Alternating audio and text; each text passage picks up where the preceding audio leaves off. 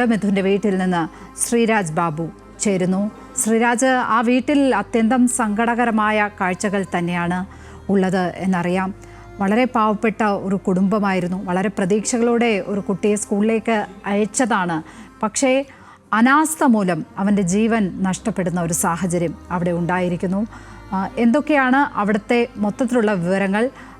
ഇതിനോടകം തന്നെ ആർക്കൊക്കെ എതിരെയാണ് ആരോപണങ്ങൾ ഉയർന്നിരിക്കുന്നത് ഈ വിഷയത്തിൽ? തീർച്ചയായും ലക്ഷ്മി, അങ്ങനെ തന്നെയാണ്. സ്കൂൾ മാനേജ്മെൻറ്റിൻ്റെ അനാസ്ഥ മൂലം ഒരു 8ാം ക്ലാസ്സുകാരൻ്റെ ജീവൻ നഷ്ടപ്പെട്ടിരിക്കുന്നു. നമ്മൾ മിഥുൻ്റെ വീട്ടിലാണ് ഉള്ളത്.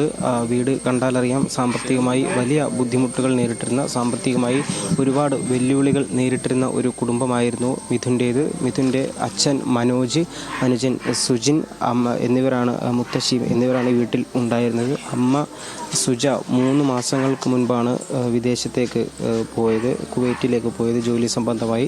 തുടർന്ന് 3 മാസങ്ങൾക്കിപ്പുറം മകൻ്റെ മരണവാർത്ത ഇതുവരെയും ആ അമ്മ അറിഞ്ഞിട്ടില്ല. എന്തായാലും നിലവിൽ ഈ വീട്ടിൽ പ്രദേശവാസികളായിട്ടുള്ള നാട്ടുകാരായിട്ടുള്ള നിരവധി ആളുകൾ ഇവിടെ ഉണ്ട്. മിഥുൻ്റെ അച്ഛൻ മനോജ് ഇന്ന് രാവിലെ ജോലിക്ക് പോകുന്നതിന് മുൻപ് മകനെ സ്കൂളിലാക്കിയ ശേഷം ജോലിക്ക് പോവുകയായിരുന്നു. തുടർന്ന് മകൻ്റെ അപകട വിവരം സ്കൂൾ അധികൃതർ അച്ഛനെ അറിയിക്കുകയായിരുന്നു. എന്തായാലും ഏറെ ദുഃഖകരമായ ഒരു സാഹചര്യമാണ് നിലവിൽ ഈ വീട്ടിൽ ഉള്ളത്. ആ വീടിൻ്റെ അവസ്ഥ കണ്ടാൽ തന്നെ ഈ കുടുംബം നേരിടുന്ന സാമ്പത്തിക വെല്ലുവിളികൾ എന്തൊക്കെയാണ്, എത്രത്തോളമാണ് എന്നതടക്കം നമുക്ക് മനസ്സിലാകും. പ്രദേശവാസികളായിട്ടുള്ള ആളുകളടക്കം ഇവിടെയുണ്ട്. ഈ ചേട്ടൻ രാവിലെ അവരെ കണ്ടിരുന്നല്ലേ, അച്ഛനും മകനോടെ പോകുന്നത്? തീർച്ചയായിട്ടും കണ്ടിരുന്നു. ഞാൻ രാവിലെ നമ്മുടെ അപ്പുറത്ത് വിളന്തര മഹാദേവ ക്ഷേത്രമാണ്. ഇവിടെ ഞാൻ എൻ്റെ വീട്ടിൽ തൊട്ടപ്പുറത്ത് തന്നെ, ഇവിടെ അപ്പുറത്തോട്ട് പോയപ്പോൾ തന്തേമ്മനുമായിട്ട് ഇവിടെ വണ്ടി കയറാനായിട്ട് ഇരിക്കുക, മോനെ കൊണ്ടാകാനായിട്ട് തന്ത വന്നിരിക്കുകയാണ്. അച്ഛൻ മോനെ സ്കൂളിൽ പഠിത്തമുണ്ടോ മാമ ഉണ്ടെന്ന് പറഞ്ഞു. അച്ഛൻ പറഞ്ഞു, എനിക്ക് ജോലിയില്ല.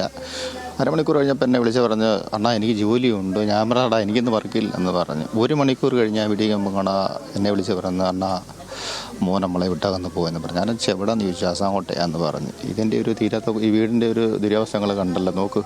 അത് മൊത്തം പോയി ഈ നിമിഷവും താഴെ എടുത്തൊക്കെ തന്നെ രീതിയിലിരിക്കുകയാണ്. ഞങ്ങളുടെ പഞ്ചായത്താണ്. അവിടെ ഒരു 4-5 അപേക്ഷ കൊടുത്തു, എന്നിട്ടും യാതൊരു നിർവാഹവും ഇല്ല നമ്മുടെ മെമ്പറെ കൊണ്ട്, ആരെ കൊണ്ട്. അമ്മ വിദേശത്ത് 3 മാസങ്ങൾ മുൻപ് പോയതല്ലേ? 3 മാസം കൊണ്ടാണ് അമ്മ. ഇവിടുത്തെ ഒരു സാമ്പത്തിക ബുദ്ധിമുട്ടുകൊണ്ടാണ് അമ്മയെ ഗൾഫിലേക്ക് പറഞ്ഞയച്ചത്. അതെല്ലാം പച്ച പിടിച്ചിപ്പോൾ വന്ന സമയത്താണ് ഈ മോൻ്റെ മരണം എന്ന് വെച്ചാൽ കൊച്ചു കുട്ടി 5 വയസ്സുള്ള കുട്ടികൾ മുതൽ 100 വയസ്സുള്ള ആൾക്കാരെ വരെ മാമ എല്ലാവരുമായിട്ട് നല്ല കമ്പനിയുള്ള ഒരു പയ്യനായിരുന്നു അവൻ. പക്ഷേ വാർത്ത കേട്ട് കഴിഞ്ഞപ്പോഴത്തേനും ഞങ്ങൾ നെഞ്ച് മൊത്തം തകർന്നിരിക്കുകയാണ്. അങ്ങനെയുള്ള അവസ്ഥയാണ്. എന്നു വെച്ചാൽ എൻ്റെ അനിയനും എൻ്റെ മോനും രീതിയിലാണ് ഈ അച്ഛനെ കണക്കാക്കുന്നത്. പയ്യൻ്റെ മരണം എന്ന് വെച്ചാൽ അത് സ്കൂൾ അധികൃതരോട് തീർച്ചയായിട്ടും ഉള്ളൊരു സ്വാഭാവിക അവസ്ഥയാണ്.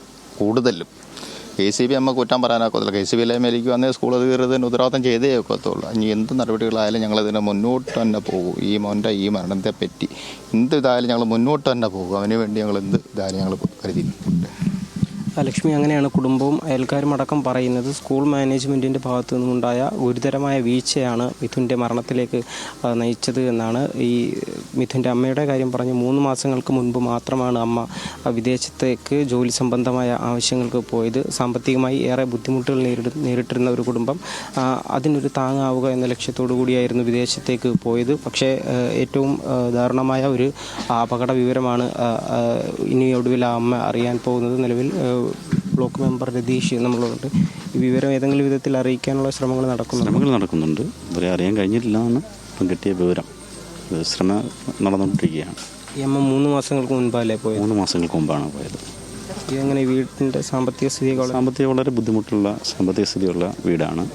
അച്ഛൻ മേശിരിപ്പണിക്കാരനാണ്. അദ്ദേഹം പണിയൊക്കെ കഴിഞ്ഞ് വന്നാണ് ഈ കുട്ടി പഠിച്ചിട്ട് വന്ന് ട്യൂഷനൊക്കെ കഴിഞ്ഞിട്ട് വന്നാണ് കടയിൽ പോയി സാധനം മേടിക്കുകയും ഈ സമൂഹമായിട്ടൊക്കെ നല്ല ബന്ധമുള്ള, എല്ലാവരോടെയും സ്നേഹത്തോട് പെരുമാറുകയും സൗമ്യ സ്വഭാവമുള്ള ഒരു കുട്ടിയാണ്. ഈ നാടകം ഇത് രാവിലെ കേട്ടപ്പോൾ ഞെട്ടലോടെയാണ് കേൾക്കാൻ കഴിഞ്ഞത്. ഈ അമ്മ ഒടുവിൽ ഇന്നലേക്ക് വിളിച്ചിട്ടുള്ള കാര്യം വല്ലതും പറഞ്ഞിട്ടുണ്ടോ?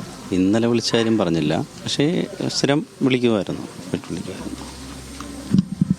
ലക്ഷ്മി, ഈ അമ്മ ജോലി ചെയ്യുന്നത് കുവൈറ്റിലായിരുന്നെങ്കിൽ പോലും കുവൈറ്റിലൊരു വീട്ടുജോലിക്കായിട്ടാണ് പോയിട്ടുണ്ടായിരുന്നത്. പക്ഷേ അവിടെ നിന്നും ആ വീട്ടുകാരോടൊപ്പം തുർക്കിയിലേക്ക് നിലവിലൊരു ടൂർ പോയിരിക്കുകയാണ് ഈ അമ്മ. അതുകൊണ്ട് തന്നെ കഴിഞ്ഞ ദിവസവും ഏറ്റവും ഒടുവിലും കഴിഞ്ഞ ദിവസം വിളിച്ചിരുന്നു, വീട്ടിൽ വാട്സപ്പ് കോൾ ചെയ്തിരുന്നു അമ്മ. ഈ തുർക്കിയിലേക്ക് പോയ സാഹചര്യത്തിൽ വിളിക്കുന്നതിന് ചെറിയ ബുദ്ധിമുട്ടുകൾ നേരിടുന്നുണ്ടായിരുന്നു. എങ്കിൽ പോലും കഴിഞ്ഞ ദിവസം വിളിച്ചിട്ടുണ്ടായിരുന്നു എന്നാണ് നമുക്ക് അറിയാൻ കഴിയുന്നത്. എന്തായാലും നിലവിൽ തുർക്കിയിലായതിനാൽ തന്നെ ഈ വിവരം അറിയിക്കുന്നതിന് വലിയ ബുദ്ധിമുട്ട് നേരിടുന്നുണ്ട്. എന്തായാലും ഏറ്റവും ഒടുവിൽ ഈ മരണവിവരം ആണ് ഈ അറിയുന്നത്. സാമ്പത്തികമായി വലിയ ബുദ്ധിമുട്ടുകൾ നേരിട്ടിരുന്ന ഒരു കുടുംബം, ആ കുടുംബത്തിൻ്റെ സാമ്പത്തിക നില, സാമ്പത്തിക പശ്ചാത്തലമെല്ലാം കണക്കിലെടുത്തുകൊണ്ടായിരുന്നു അമ്മ 3 മാസം മുൻപ് വിദേശത്തേക്ക് പോയത്. നമുക്ക് ആ ദൃശ്യങ്ങളിൽ കാണാം ആ വീട് എത്രത്തോളം ശോചനീയമായ അവസ്ഥയിലാണ് എന്നുള്ളത്. അതുകൊണ്ട് തന്നെ വലിയ ബുദ്ധിമുട്ടുകൾ ഇവർ സാമ്പത്തികമായി നേരിടുന്നു. രാവിലെ മിഥുൻ്റെ അച്ഛൻ മനോജ് ജോലിക്ക് പോകുന്നതിനൊപ്പം മകനെ സ്കൂളിലാക്കിയ ശേഷമായിരുന്നു ജോലിക്ക് പോയത്. തുടർന്ന് മരണവിവരമാണ് ഈ അച്ഛൻ അറിയുന്നത്. മകൻ ഈ മിഥുൻ ചെരുപ്പെടുക്കാനായി ഷീറ്റിൻ്റെ മുകളിലേക്ക് കയറവേ ഈ ഇലക്ട്രിക് ലൈനിൽ തട്ടി ഷോക്കേൽക്കുകയായിരുന്നു. ഉടൻ തന്നെ അധ്യാപകരടക്കം ഈ വിദ്യാർത്ഥിയെ ആശുപത്രിയിൽ എത്തിച്ചെങ്കിലും മരണം സംഭവിച്ചു. എന്തായാലും ഏറ്റവും ദാരുണമായ ഒരു സംഭവം, അപകടം, അതിനെ തുടർന്നുണ്ടായ മരണം, അതിൻ്റെ ഞെട്ടലിലും ദുഃഖത്തിലുമാണ് ഈ വിളന്തറ പ്രദേശം ആകെയുള്ളത്. നിരവധി ആളുകൾ ഇങ്ങോട്ടേക്ക് ഈ വീട്ടിലേക്ക് എത്തുന്നുണ്ട്. വീട്ടിലെത്തിയവർക്കും പറയാനുള്ളത് ഒരു കാര്യമാണ്, മാനേജ്മെൻറ്റിൻ്റെ അനാസ്ഥ മൂലം ഉണ്ടായ ഒരു അപകടത്തെ തുടർന്നുണ്ടായ മരണം. രാവിലെ മുതൽ തന്നെ ഈ സംഭവത്തിന് തൊട്ടു പിന്നാലെ തന്നെ വിവിധ രാഷ്ട്രീയ പാർട്ടികളും യുവജന വിദ്യാർത്ഥി സംഘടനകളും ഈ തേവലക്കര ഹൈസ്കൂളിലേക്ക്, ബോയ്സ് ഹൈസ്കൂളിലേക്ക് പ്രതിഷേധ മാർച്ച് സംഘടിപ്പിച്ചിരുന്നു. അതുകൊണ്ട് തന്നെ ഇപ്പോഴും സ്കൂളിൽ വലിയ പ്രതിഷേധ മാർച്ച് സംഘടിപ്പിക്കുകയാണ്. റോഡ് ഉപരോധമടക്കമുള്ള പ്രതിഷേധ പരിപാടികളിലേക്ക് വിവിധ രാഷ്ട്രീയ യുവജന സംഘടനകൾ, വിദ്യാർത്ഥി സംഘടനകളടക്കം നടത്തുന്നുണ്ട്. എന്തായാലും നിലവിൽ നമ്മൾ ഈ വീട്ടിലാണുള്ളത്. വീട്ടിലെ സാഹചര്യം വളരെ ദുഃഖകരമാണ്. അച്ഛനും മുത്തശ്ശിയും 2 മക്കളും മാത്രമായിരുന്നു ഈ വീട്ടിൽ ഉണ്ടായിരുന്നത്. ഇളയ സഹോദരൻ സുജിൻ 6ാം ക്ലാസ് വിദ്യാർത്ഥിയാണ്, മിഥുൻ 8ാം ക്ലാസ് വിദ്യാർത്ഥിയും. അച്ഛനും 2 മക്കളും മുത്തശ്ശിയും മാത്രമായിരുന്നു വീട്ടിൽ ഉണ്ടായിരുന്നത്. അമ്മ 3 മാസങ്ങൾക്ക് മുൻപാണ് കുവൈറ്റിൽ വീട്ടുജോലിക്കായി പോയത്. സാമ്പത്തികമായി വളരെ വെല്ലുവിളികൾ നേരിടുന്ന ഒരു കുടുംബം. എന്തായാലും ആ കുടുംബത്തിന് ഏറ്റവും വലിയ നഷ്ടം ഉണ്ടായിരിക്കുന്നു. അത് സ്കൂൾ മാനേജ്മെൻറ്റിൻ്റെ കൃത്യമായ അനാസ്ഥയോടെ, വ്യക്തമായ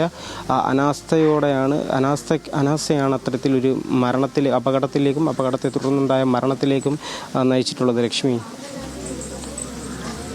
മിഥുൻ്റെ വീട്ടിൽ നിന്ന് ശ്രീരാജ് ബാബുവാണ് വിവരങ്ങൾ പങ്കുവച്ചത്. വിദ്യാഭ്യാസ വകുപ്പ് അന്വേഷണത്തിന് ഉത്തരവിട്ടിട്ടുണ്ട്. തീർച്ചയായും ഈ മരണത്തിൽ, ഈ ഒരു അപകടത്തിൽ വലിയ അനാസ്ഥ സംഭവിച്ചു എന്ന കാര്യം വ്യക്തമാണ്.